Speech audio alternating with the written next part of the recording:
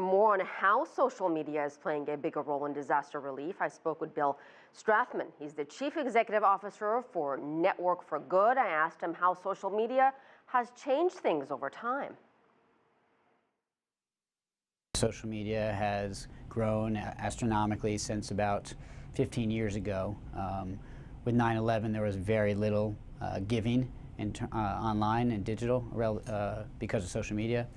And it's grown. In about 2010 with Haiti, it actually reached where the tipping point where more of the donations were digital donations because of the growth of social media. And now the majority of donations for Nepal will be digital. How much have things changed in terms of contributions? Do you find more people are actually contributing when we're dealing with a natural disaster online? It definitely depends on the disaster, but generally, yes. I like to say that digital donations are better in every way. They're faster, they're more efficient, they're more money, and the charity gets more data. So another thing that's happening is corporations are leveraging their vast audiences, leveraging social media. An example of how that's happening right now with Nepal is on Facebook. There have been over 750,000 people that have donated a total of $15 million, and that was all from a $2 million match on Facebook, so it's pretty good leverage. So for an average consumer who wants to help, let's say they contribute $100, how can they be sure every dollar they donate is going to this very important cause? Is it a matter of doing homework, which organization they're contributing to? Yeah, good news is, with social media and the evolution of philanthropy online, it's gotten a lot easier. So yes, you have homework, but it'll take you a couple seconds. One is validating that the charity is a legitimate charity. There are lots of sites where you can do that. There are a group of aggregators that have brought together all the charities focused on disaster. Network for Good was actually founded with that intent, my company. But now there are others as well who provide not only the fact that they are legitimate 501c3s, but also give you some expert advice. So two that come to mind are GuideStar, which has a database of all the legitimate U.S. 501c3 charities. Charity Navigator is a organization that rates them. And so it's pretty easy to do your homework when giving now online. We always encourage people, so there's something that in the nonprofit sector we call the overhead myth, and people always ask that question of how much dollar goes to charity, and that's very important, but it's also important to take into consideration, well, what impact are they doing? So take a look at what are they actually doing, and does that appeal to you?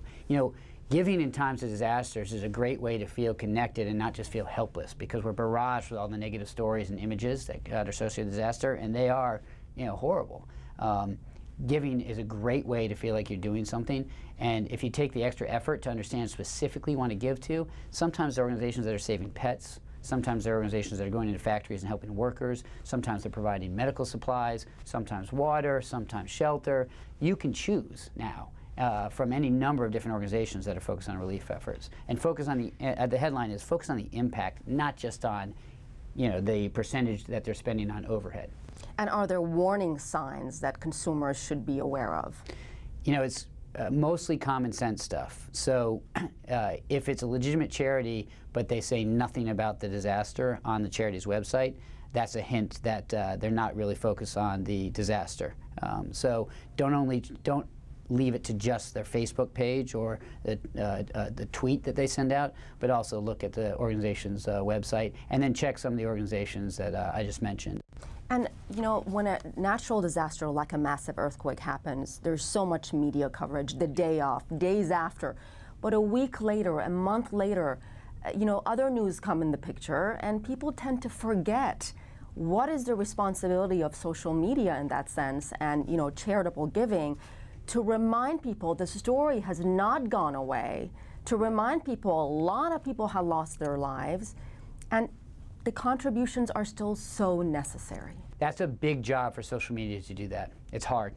And so there are other ways to make sure that your dollar and frankly your attention span lasts longer than the 2 to 7 days. So we've studied this a lot, and it is usually a one-hump camel, right? where from day 2 to day 7, the giving spikes astronomically, and 80% of the giving will happen. Sometimes there are 2 humps. So for example, with Japan, I expect now with the earthquake from this morning, there will be a second hump in giving, which is great. But one way to make your dollar last a longer time is there's some organizations that are focused on the rebuild effort for a longer time. One of my favorites is the Center for Disaster Philanthropy. The Center for Disaster Philanthropy goes in and they assessed after the project what are the organizations that really are having the most impact in rebuilding over the long term. And so that's why we feature on our site, networkforgood.org, the Center for Disaster Philanthropy, because they're not only giving to the best organizations based on their expertise, but they're also making it last longer. And so you can take advantage of the spike when you're feeling the impulse to give. You can act now and have your dollar last a long time. One other quick thing, you can also set up a recurring giving, which is a great recurring gift, monthly, quarterly, annually, which is a great way to take that feeling you're feeling now and make it last a longer time.